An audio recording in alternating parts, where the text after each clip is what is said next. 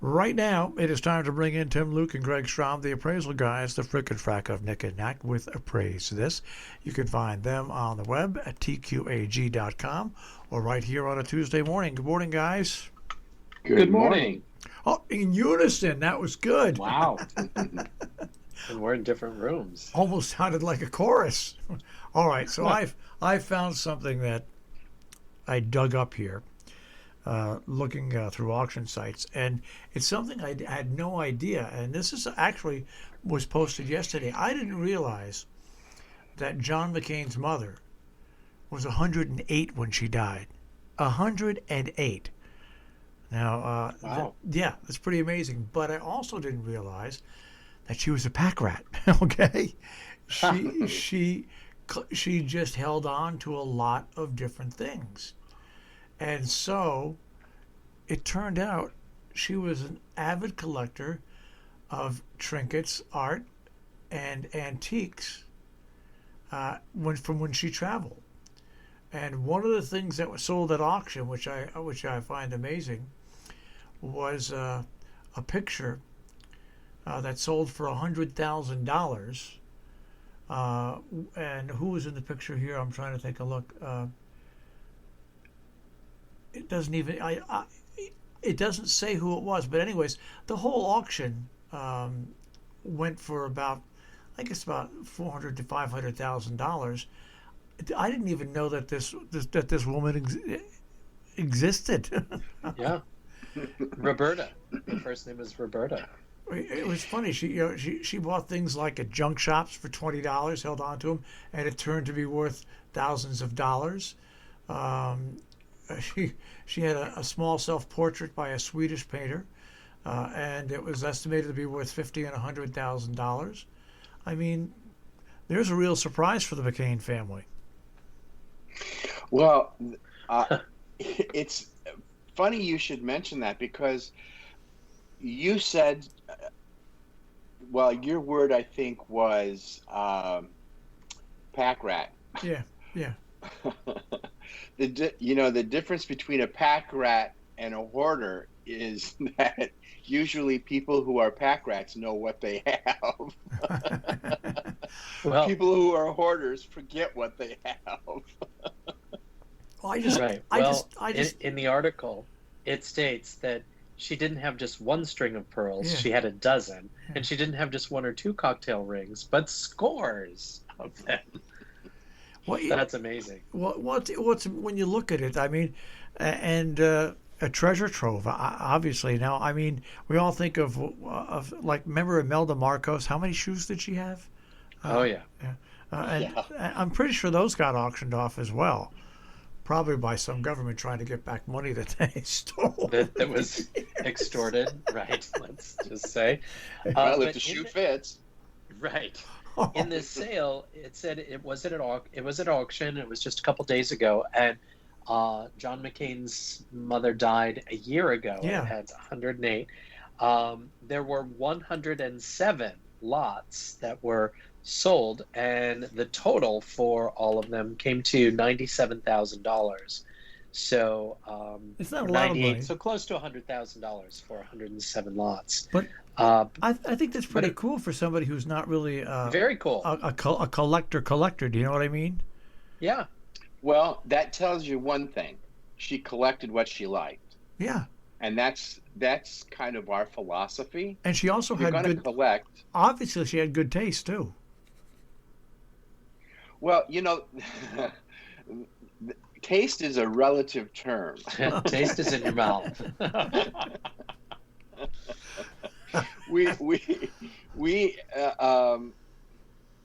It's sometimes it's better to have one good piece of something than to have an entire 27,000 strands of pearls. Because what happens, I believe, is that the more you have, there's a certain diminishment, if that's the correct term, diminution of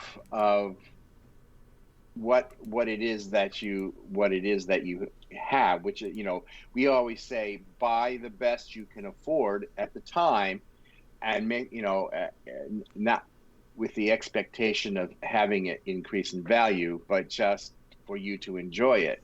Now, it would be great to believe that, she enjoyed all of these things. Most times that when people at 108 are surrounded by the things that they've lived their life with, and they really do appreciate and love to have around them.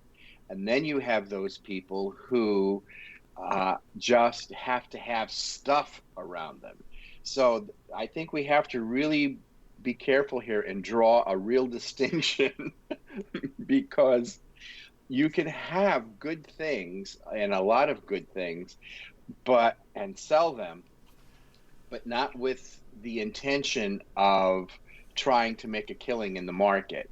And it basically, from what it sounds like in this article, that she really was an avid collector and she enjoyed having nice things around her, and she probably enjoyed them right up until the very end. And kudos. I mean, Yeah, 108. most definitely. Well, there was a painting that was done by a Swedish artist. His name, Zorn is his last name. And I think it was estimated 30 to 50 or something. But these must have all been sold with no reserves, because that painting sold for 21,300. But it does say that more than 40 of the 107 lots sold for more than the high estimate. And there is a second part of this estate. So that was just the first part. The second part of the estate will be the extensive collection of porcelain and decorative items, and that will be later this spring. So that will be coming up. But I just pulled this up, Marshall, looking at it, and what a wonderful assortment. I mean, it's really, what I like to say is, Greg and I both say this, is that you get a very good sense of the individual by the items that they acquire and have kept or held dear to them. And you can see that she was just fun, traveled, saw a lot of different things, and very, very interesting. I love it. Well, people in my family would be very disappointed when I die, because there's nothing but kitchen things. So Well, unless they need kitchen things. Speaking of which, I totally understand that, because I am a kitchen gadget sort of kind of guy, and over the years I've collected things. It's funny you should mention that again, because 2 days ago I did my biannual kitchen purge, and I found things that I haven't used for years and years and years, and I figured, you know what, I forgot they were in here. Get rid of them. So when I go, there isn't going to be much, there isn't going to be much flotsam. There'll be there'll be things that everybody can use, but they're not. There's not going to be multiples of things. Oh, I've got another question for you guys, and something that I know we have never discussed. I have a couple of friends who collect money. They are. And they sell and they trade in it, okay? But more and more, it started off as a hobby, okay? And as they've owned and collected over the course of 20, 25 years, they actually have turned it into a side business where they buy, sell, and swap. Sure. I remember as a kid, my grandmother used to collect quarters and $half pieces. God, I don't have no idea what happened to them. But is that something that is big at auction, collections of either printed bills or like I said, change, quarters, pennies, and things like that? Well, we've had clients who have had collections like this, and they range anywhere from the little blue folders that you keep, when as a kid you were collecting coins and stamps and things, up to some of them only have a handful of denomination or bills that are more historic, and they actually do have value as same as the coins and gold coins. So there's different levels of collecting in numismatic in the numismatic area. But we had a colleague of ours who we who used to do exactly that. He started out as a collector, and he ended up becoming a consultant for people who were trying to sell stamps and money. And that's how he started as well. And Well, that was George too. George was Yeah, a collector, yeah. but he was also a banker. And then when he retired from banking, he went into he dealt with coins, and he was helping people with coins, helping them sell those. So That's not as very, uncommon as you think. I mean, it sounds like it's not something that you would normally think about, but it's not as uncommon as you would believe that somebody would do that, because there are a number of people who do collect paper money of different denominations and from different time periods. And although some of them are rare and valuable, a lot of them are, they just like the look of it and the historic significance of it. And it's one of those collectibles that doesn't necessarily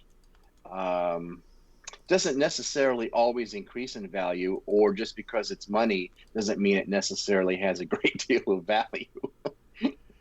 Now, what about people that find like really old stocks? I'm not talking about turning them in for face value of stocks, but right. can some like really really incredibly old stocks also would people like to collect those and purchase those and auction those off as well? It would have to Well, be those do. iconic. I mean, like an Yeah. iconic name, like Apple or AT&T, or something. There are people that do collect those old things, and that really goes back to historic documents too. It goes back to old land deeds, which we come across every now and then.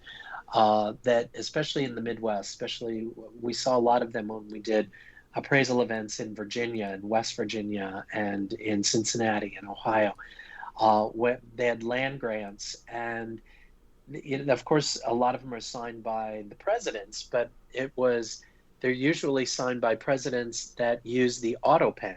So it really isn't an original signature, and they can sell for several $100s, not a tremendous amount, but it's more interesting and historic because of what it represents. And I think those stock certificates are very similar, because now you don't get, I don't believe you get stock certificates. You just get it's all intangible at this point. And really that's all that was, is that was the tangible aspect of an intangible thing that you were given, or that you purchased, or something like that. So it's interesting. I seem to remember several years ago, and maybe either of you can testify to this, but I do seem to remember that several years ago, someone found a volume of stock certificates that were stored away and forgotten about for I forget how many years, but they were still valid, and they ended up being able to be cashed in for a tremendous amount of money. So I'm not exactly sure how all of that works, because that's not our wheelhouse. Is bills and money and stocks and everything. I mean, we have sold them land deeds and things, but anytime it comes to like stocks and certificates, we have seen them, but we usually have to pass that on to someone else, because I'm not sure how to evaluate something like that. But I know that they do exist, and they do come up for auction every now and then. So, and I'm not sure exactly what the rules are in selling that sort of thing. If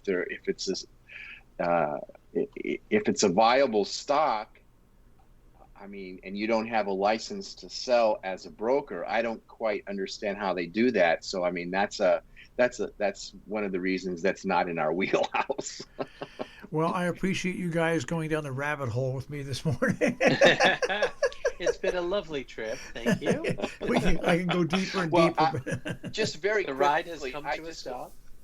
maybe next week we can talk about some of the disturbing articles that are coming out about some of the. Well, it started with the Metropolitan Museum of Art. They're considering selling off some of their collection to meet needs because of the pandemic. Coronavirus. And I think we're like a game of dominoes here. I think once that first domino falls, I hate to think of all of the other dominoes falling, but that possibility is upon us, and it does exist. I don't mean to be the naysayer and the bringer of gloom, but I think it's something that is worth talking about, because a lot of the art that's in museums, regular people who come to visit donate to be able to go see a lot of these works. And if they do get sold off,